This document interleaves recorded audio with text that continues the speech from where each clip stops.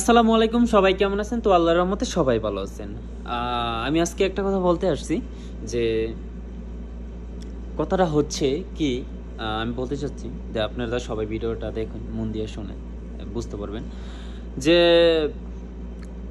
৭২ ঘন্টার ভিতরে যে তার বাবাকে এবং তৈত আফ্রিদিকে দুইজনকে গ্রেপ্তার করবে এবং বাংলাদেশের প্রতিটা জেলায়, মানে প্রতিটা জায়গা সিআইডি এবং পুলিশ সব জায়গায় মানে পাঠিয়ে দেওয়া হয়েছে।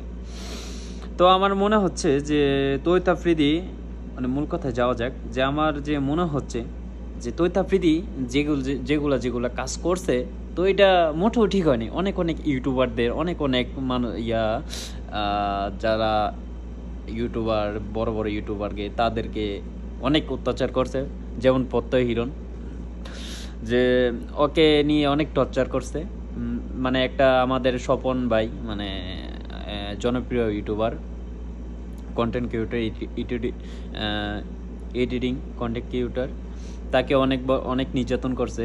তো আরেকটা ভাই আছে মানবতার প্রিয়লা, তো ওরও অনেক নির্যাতন করছে, মানে টর্চার করছে। মানে ডিবি হারুন একটা আছে, ডিবি হারুনকে নিয়ে ভাই এই তৈত আফ্রিদি এতটা খারাপ যে বলার বাইরে। তার যে ভয়ঙ্কর রূপ দেখলে যে আপনারা পাগল হয়ে যাবেন। যে সে ক্যামেরার দিকে আইসা ভালো, ক্যামেরার বাইরে অনেক খারাপ।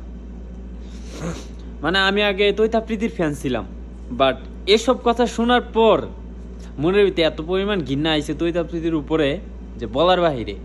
কত মানুষকে কত কি করছে। তো এমনি দেখাইছে, ক্যামেরার ভিতরে সবাই দেখাইছে মানবতার ফিরিওয়ালা, কিন্তু ও ক্যামেরার ভিতরেই মানবতা, ক্যামেরার বাহিরে মানবতা না। অনেক ভয়ঙ্কর। ঠিক আছে, সে জেলও গেছে, তো আলহামদুলিল্লাহ তে জেলে গেছে। তার যে পাপের শাস্তি হওয়া সে পাইবে ইনশাল্লাহ, আস্তে আস্তে পাইবে। যে যেমন করবে তার কপালে তেমনই হবে। এটা বইলে কিন্তু লাভ নেই। এটা আল্লাহ তাআলাই বলছে যে তুমি যেমন করবা তোমার সাথে তেমন করবে। তো মানুষকে এরকম ভাবে টর্চার করা ঠিক হয় নাই। ইনশাল্লাহ সবাই লাইক করবেন, শেয়ার করবেন, সাবস্ক্রাইব